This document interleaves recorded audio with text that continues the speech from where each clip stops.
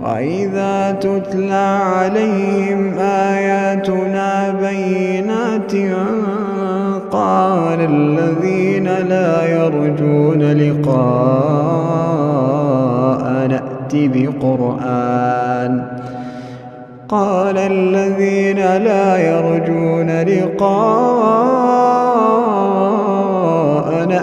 بقرآن غير هذا أو بدله قل ما يكون لي أن أبدله من تلقاء نفسي إن أتبع إلا ما يوحى